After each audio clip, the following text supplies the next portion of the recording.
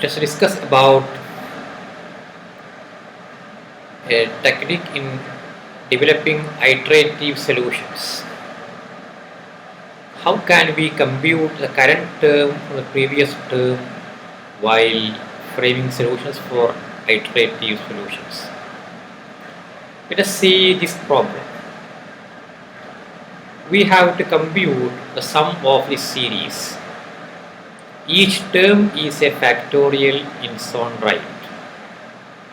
1 factorial plus 2 factorial plus 3 factorial up to n factorial.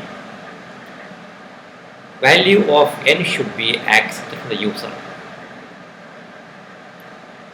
How this solution can be arrived for this problem. Pause the video for a few minutes. Think about a possible solution. Then you can resume the video.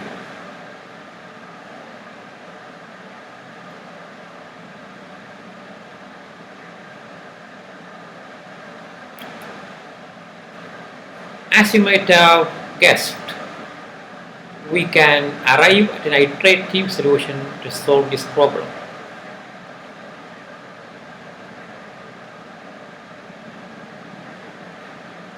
We will take each of these terms. We can see that up to n we have to find the factorial for each of these terms. So there can be a counter variable called j, and each term can be found by computing the factorial from scratch.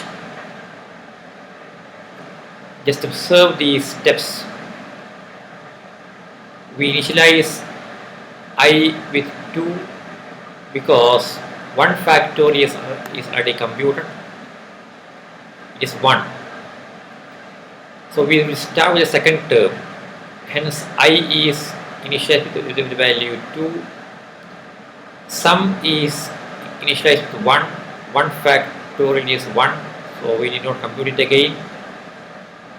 Then we will go for a repetitive exercise wherein we take I, the value of I to j, then we compute j factorial from these steps. Then we accumulate each of these factorial to sum. Now this is an easy solution, but there are some hiccups in this solution. You can see that in each of these iterations we have to compute the value of factorial from the scratch. We know that 2 factorial is 1 into 2. 1 into 2 is computed in the second term. Still, when we compute the third term, we will compute 1 into 2 into 3 from scratch. Hence, even if the solution gives an answer, we have to see whether this can be improved by reducing the number of iterations and number of instructions in each iteration. What might be a better solution for this? To arrive at a better solution, we have to see whether there are any relationship between these terms. We can see that the first term is 1 factorial, followed by 2 factorial, 3 factorial, up to n factorial. Take the first term. See, the first term is 1 factorial. 1 factorial. Second term is 2 factorial.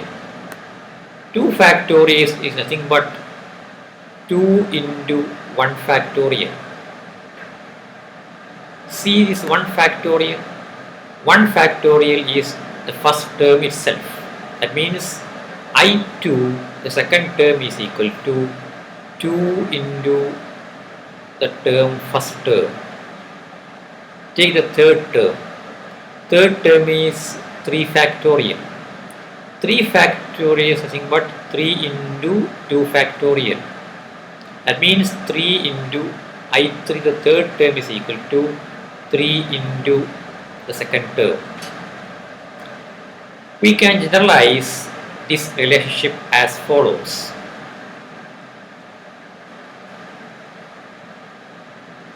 First term I1, take the second term. Second term is expressed in terms of the first term. Like the third term is expressed in terms of the second term. This relationship can be extended like this.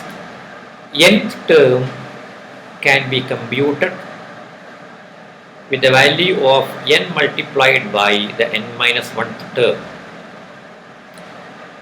Now this relationship can be used to frame an alternative solution for our problem. N represents the number of terms. I is the initial value of the counter variable. Term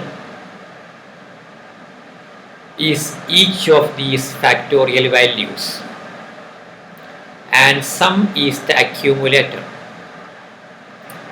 Let us see how this solution is framed. We initialize I with 2. We have 1 factorial already in our hand. Sum is equal to 1. First term is 1 itself. Just see this loop. Step 3, step 4. Term is equal to term into I. In each of these iterations from the second term onwards, we can see that the previous term is used to compute the next term. Term is equal to term into I.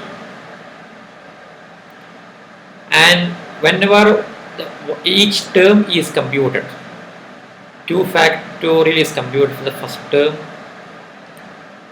3 factorial is computed for the second term, 3 into 2 factorial. Once we compute each of these terms, that is accumulated to sum.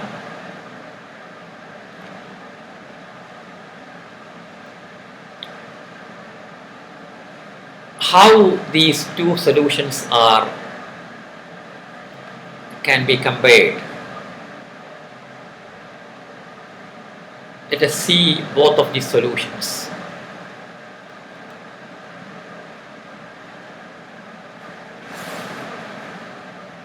This was our first solution.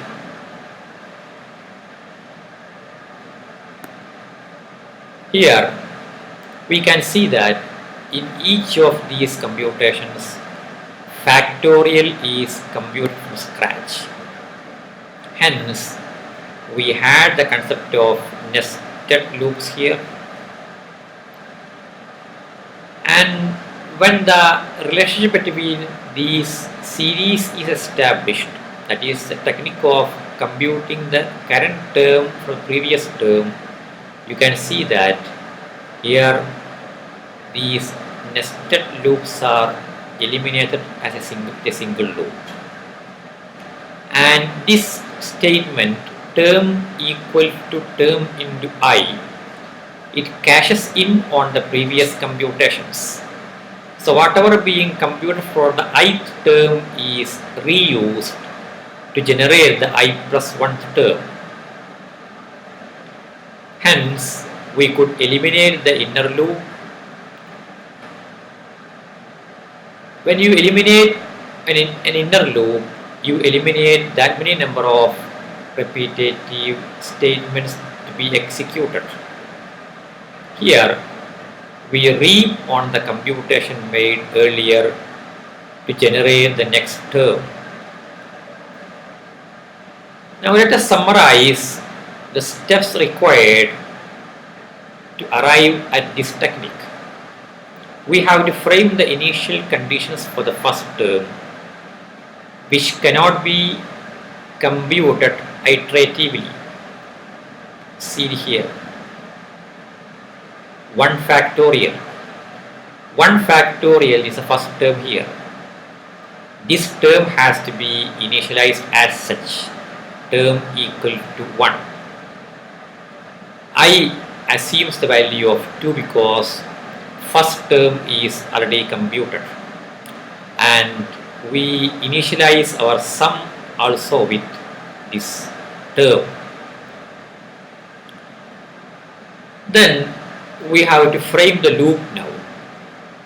In the loop, we have to initialize the running variable properly, and we have to set the exit condition and the re-initialization of the running variable.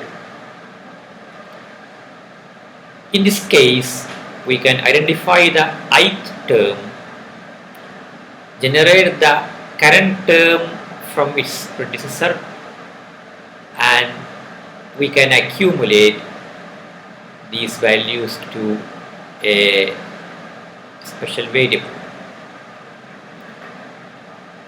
Hence, we can see that when we go for the technique of computing current term from previous term, our iterative solution becomes concise and more efficient.